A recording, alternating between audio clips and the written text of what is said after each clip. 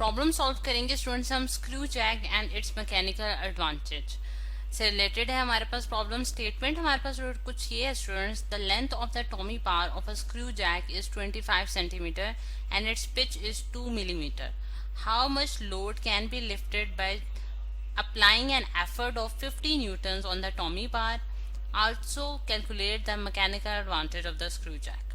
अब सबसे पहले हम थोड़ा सा एक इंट्रोडक्शन देखेंगे स्टूडेंट्स स्क्रू जैक का। हमारे पास स्क्रू जैक जो है वो एक सिंपल मशीन है जो कि हमारा लोड को लिफ्ट अप करने के काम आती है, यानी कि हैवी लोड जो हैं वो इसकी मदद से उठाए जाते हैं। जैसा कि आपने मैकेनिक की दुकान पे देखा होगा कि जो है ये हमारी गाड़ियों को लिफ्ट अप करने के काम जो है ये आ रहा होता है स्क्रू जैक, वहाँ बहुत ज़्यादा यूज़ हो रहे होते हैं, यानी कि हैवी लोड्स जो हैं वो इसके ज़रिए हम जो है उनको लिफ्ट अप कर सकते हैं। अच्छा, अब अगर हम देखें स्टूडेंट्स कि हमारे पास इसकी जो कंस्ट्रक्शन है जिसके ज़रिए हम जो है ये स्क्रू जैक्स बनाते हैं वो क्या है, उसमें हमारे पास कौन कौन से पार्ट्स इन्वॉल्व होते हैं स्क्रू जैक में। तो उसमें हमारे पास सबसे पहले एक ये जो हमारे पास स्क्रू बार होता है जिसके अंदर आपको ये लाइंस नजर आ रही हैं, ये हमारे पास क्या कहलाता है, स्क्रू बार कहलाता है। इसके अंदर स्टूडेंट्स टर्न्स होते हैं जो कि मूव कर रहे होते हैं। जिससे हमारे पास एक पेच होता है और वो किसी चीज के अंदर जो है वो जाने में हेल्प आउट कर रहा होता है। बिल्कुल इसी तरह ये स्क्रू जो होते हैं ये ऊपर की तरफ लिफ्ट अप करने के काम आ जाते हैं हमारे। अच्छा, अब इसके साथ एक हैंडल अटैच किया जाता है जिसे हम क्या कहते हैं, टॉमी बार कहते हैं। और टॉमी बार जो है उसको हम सर्कुलर मोशन में मूव करा रहे होते हैं, यानी कि उसको यूं टर्न्स दे रहे होते हैं हम। जैसे जैसे हम इसको टर्न्स देते जाते हैं ये हमारा जो लोड है ये अपवर्ड डायरेक्शन में लिफ्ट अप होता जाता है। ठीक है। अच्छा, अब अगर हम देखेंगे दो स्क्रूज के दरमियान का जो हमारा डिस्टेंस होता है वो हमारे पास क्या कहलाता है स्टूडेंट्स, पिच कहलाता है। ठीक है, ये हमारे पास क्या कहला रहा होता है, पिच कहला रहा होता है। अच्छा, अगर हम देखेंगे स्टूडेंट्स के हमारे पास यहाँ हमें डाटा में क्या क्या चीजें दी हुई हैं। सबसे पहले हमें दी हुई है length of the tommy bar of the screw jack, जिसे अगर मैं आर से डिनोट करूं, जो कि हमारे पास क्या है, लेंथ ऑफ, या हमें पूरा ही लिख देती हूँ ताकि ये चीज क्लियर है आपके माइंड्स में कि ये हमारे पास क्या है, लेंथ ऑफ द टॉमी बार है जो कि हमारे पास 25 सेंटीमीटर्स के बराबर है। ठीक है, and its pitch is 2 mm, और हमारे पास जो पिच हमें गिवन है जिसे मैं एच से डिनोट करने जा रही हूँ, ये हमारे पास क्या है, 2 millimeters की है। ठीक है, how much load can be lifted by applying an effort of this. अब आपने लोड जो है, लोड वो आपने फाइंड आउट करना है और वो हमारे पास न्यूटन्स में आना चाहिए। ठीक है, और एफर्ट जो हमें गिवन है वो हमारे पास कितनी है, कितनी एफर्ट लगा के आप लोड को लिफ्ट अप कर सकते हैं। अगर आपके पास 50 न्यूटन्स की एफर्ट है तो आप कितना उससे लोड जो है with the help of a screw jack lift up कर सकेंगे। ठीक है। अच्छा, और आल्सो आपने क्या कैलकुलेट करना है, mechanical advantage of the screw jack, यानी कि अगर आपके पास स्क्रू जैक की इस तरह की कंस्ट्रक्शन हो जिसकी लेंथ इतनी हो, लेंथ ऑफ द टॉमी बार इतनी हो, पिच इतनी हो, तो उसकी मैकेनिकल एडवांटेज क्या होगी। अच्छा, अब ये तो स्टूडेंट्स हमारे पास डाटा कंप्लीट हो गया। सबसे पहले अगर हम देखें कि हमारे पास डाटा में आइदर सारे जो यूनिट्स हैं वो एसआई यूनिट्स में मौजूद हैं या नहीं, तो हम देखते हैं कि हमारे पास सबसे पहले जो लेंथ ऑफ द टॉमी बार है वो सेंटीमीटर्स में गिवन है, जो कि हमारे पास एसआई यूनिट नहीं है। सो हमें कन्वर्ट करना पड़ेगा इसे मीटर्स में, जो कि हमारे पास लेंथ का एसआई यूनिट है। और हम देखते हैं कि हमारे पास 1 मीटर जो होता है वो हमारे पास 100 सेंटीमीटर्स के बराबर होता है। ठीक है, तो जब मैं कन्वर्ट करूंगी इसको 25 सेंटीमीटर को मीटर्स में, तो मुझे क्या करना पड़ेगा, डिवाइड करना पड़ेगा 100 से, तो मेरे पास आंसर आ जाता है स्टूडेंट 0.25 मीटर्स। ठीक है, और सिमिलरली हम देखते हैं कि हमारे पास एच जो है, जो कि हमारे पास पिच आ जा रही है, पिच है, वो भी हमारे पास ऐसा यूनिट में हमें नहीं गिवन। ठीक है, इधर थोड़ी सी करेक्शन कर लेते हैं स्टूडेंट्स के हमारे पास, ताकि ये स्पेस जो है वो बरकरार रहे। अगर मैं देखूं तो मैं इधर ही इसकी कन्वर्जन करके इसको लिख देती हूँ, क्योंकि हमें बेसिकली ऐसा यूनिट में ही चाहिए, 0.25 मीटर्स आ जाएगा। ठीक है। अच्छा, अब हम कन्वर्ट करना चाहते हैं एच को भी, जो कि मिलीमीटर्स में गिवन है। तो हमारे पास हम ये जानते हैं कि हमारे पास जो वन मीटर में हमारे पास कितने मिलीमीटर होते हैं स्टूडेंट्स, 1000 मिलीमीटर्स होते हैं। ठीक है, 1000 मिलीमीटर्स जो है वो हमारे पास जो है 1 मीटर के बराबर होता है। तो इसको हमने डिवाइड करना होगा 1000 से, तो हमारे पास कितना आंसर आता है स्टूडेंट, 0.002 मीटर्स। ठीक है, तो ये हमने कन्वर्जन कर ली। फिर उसके बाद हम एफर्ट को देख रहे हैं कि वो हमें न्यूटन्स में गिवन है, जो कि वहाँ पे ऐसा यूनिट है। अब अगर हम सोल्यूशन की तरफ आते हैं स्टूडेंट्स के, हम इसको किस तरीके से सॉल्व कर सकते हैं। ठीक है, सोल्यूशन अच्छा, अब सबसे पहले हम देखते हैं स्टूडेंट्स कि जिस तरह से हमने मशीन के बारे में पढ़ रखा है कि मशीन में जो है हम क्या करते हैं, एक इनपुट होती है और एक आउटपुट होती है। इनपुट बेसिकली हमारे पास क्या होती है, इनपुट वो काम होता है, वो एफर्ट या फिर आप ये वो वर्क डन होता है जो कि हम मशीन के ऊपर लगा रहे होते हैं। ठीक है, वो वर्क जो हम मशीन पे लगा रहे होते हैं वो हमारे पास इनपुट कहलाता है, और एज अ रिजल्ट जो यूजफुल वर्क मशीन हमें करके देती है वो हमारे पास आउटपुट कहलाता है। अब अगर इस केस में हम इनपुट देखें तो इनपुट हमारे पास क्या होगा स्टूडेंट्स, इनपुट जो है वो हमारे पास वो एफर्ट है जो कि हम मतलब कि एफर्ट जो कि हम अप्लाई कर रहे हैं। ठीक है, यहाँ यानी कि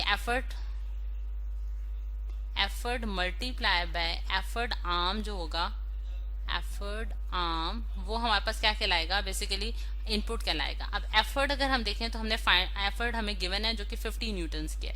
ठीक है, 50 न्यूटन्स की हमारे पास एफर्ट हमें गिवन है, और एफर्ट आर्म क्या होगा। अब ये सवाल जो है इसको हम देखते हैं फिगर की मदद से। अगर हम देखें स्टूडेंट्स कि हम एफर्ट कहाँ अप्लाई कर रहे हैं, हम एफर्ट अप्लाई कर रहे हैं स्टूडेंट्स टॉमी बार के ऊपर, जो कि हमारे पास एक हैंडल है, और उसका हमें, और जैसा कि मैंने आपको बताया था कि हम हैंडल को सर्कुलर मोशन में रोटेट कराते जाएंगे, और जिसके रिजल्ट पे ये जो स्क्रू बार है ये ऊपर की तरफ लिफ्ट अप हो जाएगा, और जो कि हमारा वेट को जो है वो ऊपर की तरफ ले जाएगा। अब अगर हम देखें कि हमें जो है आर दी हुई है, यानी कि लेंथ ऑफ द टॉमी बार दी हुई है, अगर इसको हम इस तरह से देखें, यहाँ अगर मैं फिगर बनाऊं और मेरे पास ये, क्योंकि हम सर्कुलर मोशन में अपने हैंडल को मूव करा रहे होंगे, और हमें लेंथ ऑफ द टॉमी बार दी है जो कि आर ये है, यानी कि हमारे पास जो उस सर्कल का रेडियस है वो हमें गिवन है। ठीक है, जो कि हमारे पास कितना है 0.25। और अगर मैंने जो है अपना एक कंप्लीट सर्कल कंप्लीट करना हो तो मैं कितना डिस्टेंस मूव करूंगी, तो मुझे वो पता है कि वो मेरे पास सरकमफ्रेंस के बराबर होगा, जो कि 2πr के बराबर आ जाता है। तो मैं यहाँ लिख सकती हूँ कि मेरे पास जो एफर्ट आर्म होगी वो कितना होगी, 2πr के बराबर होगी। या फिर आप ये भी कह सकते हैं कि अगर मैं यहाँ लिखूं कि distance move by the effort, ताकि ये चीज जो है आपको क्लियर हो सके कि इसमें बेसिकली हम बात किसकी करना चाह रहे हैं, कि distance move by the effort. अगर एफर्ट आर्म ये आपको मुश्किल लग रहा है तो आप यहाँ लिख सकते हैं कि हम यहाँ लिखना चाह रहे हैं कि डिस्टेंस मूव्ड बाय एफर्ट। ठीक है, अब ये चीज स्टूडेंट्स बहुत क्लियर हो जानी चाहिए कि हम effort multiply distance move by effort जो है हमारे पास इनपुट जो होगा, जो वर्क हम परफॉर्म करना चाह रहे होंगे मशीन के ऊपर, वो हमारे पास यहाँ से निकल आएगा। और डिस्टेंस कितना मूव किया एफर्ट ने, पी अगर आप एफर्ट लगा रहे हैं तो वो एफर्ट जो है वो पूरा एक सर्कल कंप्लीट करेगी, जो कि हमारे पास सरकमफ्रेंस के बराबर होगा। ठीक है, अब यहाँ हम आसानी से इनपुट फाइंड आउट कर सकते हैं। 50 मल्टीप्लाई बाय हमारे पास 2 मल्टीप्लाई बाय 3.14, जो कि हमारे पास पाई की वैल्यू है, कांस्टेंट वैल्यू है, और आर की वैल्यू हमें गिवन है जो कि 0.25 मीटर्स है। ठीक है, तो जब हम इसको सारे को सॉल्व करते हैं तो अभी हम देखते हैं कि इसका हमारे पास क्या आंसर आएगा। यहाँ मैं कैलकुलेटर का इस्तेमाल कर लेती हूँ students. 50 multiply by 2 multiply by 3.14, ठीक है, और मल्टीप्लाई बाय आपने करना है 0.25, तो आपके पास आंसर आ रहा है 778.5। ठीक है, ये आपके पास जो है वो आपके पास न्यूटन मीटर में यानी कि जाउल्स में आपके पास इनपुट आ गई। ठीक है, अच्छा अब हम आउटपुट की तरफ आते हैं स्टूडेंट्स। आउटपुट जो होगी स्टूडेंट्स वो हमारे पास क्या होगी, आउटपुट अगेन हमारे पास क्या होगी, लोड, यानी कि जितना लोड आप ऊपर लिफ्ट अप करना चाह रहे हैं, या मल्टीप्लाई बाय, आप इसको वेट भी कह सकते हैं, load multiply by distance move by the load. ठीक है, डिस्टेंस मूव्ड बाय लोड। अच्छा, अगर हम देखें लोड जो है वो तो हमारे पास अननोन है, जो कि हमने फाइंड आउट करना है, तो मैं उसको एज इट इज लिख देती हूँ। और distance move by the load जो है स्टूडेंट्स इस केस में हमारे पास एच है, यानी कि एच जो है वो हमारे पास पिच, जितना पिच ऊपर जाएगी उतना ही ये मतलब कि वर्टिकल जो हमारे पास यानी कि वर्टिकल डिस्टेंस जो है वो कवर करेगा हमारे पास वेट जो है। ठीक है, जो कि लोड कहला रहा है हमारे पास यहाँ। ठीक है, तो ये हमारे पास यहाँ मैं लिख सकती हूँ कि आउटपुट जो है हमारे पास क्या होगी, लोड मल्टीप्लाई बाय एच जो है उसकी वैल्यू हमें गिवन है, जिसकी वैल्यू हमारे पास कितनी है 0.002। ठीक है, 0.002। अच्छा, ये हमारे पास स्टूडेंट्स आउटपुट आ गई। ठीक है, अच्छा अब अगर हम देखें तो हमारे पास जो है अगर हम जो है रेजिस्टिव फोर्सेस को निग्लेक्ट कर दें बिल्कुल, तो हम ये लिख सकते हैं कि हमारे पास इनपुट जो है, इनपुट वो हमारे पास आउटपुट के बराबर आएगी। ठीक है, यानी कि अगर हम आइडियल केस की बात करें तो अगर इनपुट आउटपुट के बराबर है तो इनपुट हमारे पास 78.5 जाउल्स थी और आउटपुट जो है हमारे पास लोड मल्टीप्लाई बाय एच है जो कि 0.02002 है। ठीक है, और यहाँ अगर मैं लोड निकालना चाहूँ स्टूडेंट्स, मैं बहुत आसानी से निकालती हूँ 78.5 जाउल्स डिवाइडेड बाय 0.002।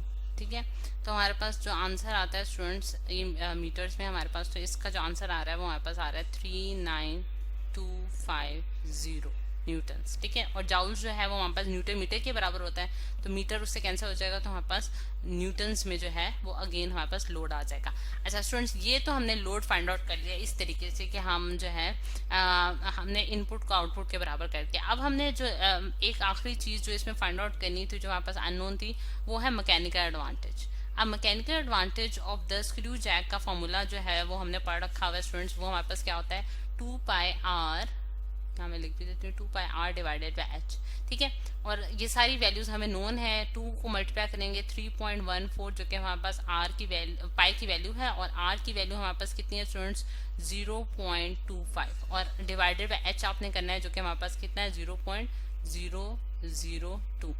ठीक है, तो आप इसको सारे को सॉल्व करते हैं तो आपके पास कितना आंसर आ रहा है, इसको आप मल्टीप्लाई करेंगे तो आपके पास आंसर आएगा, क्योंकि हम पहले कर चुके हुए हैं।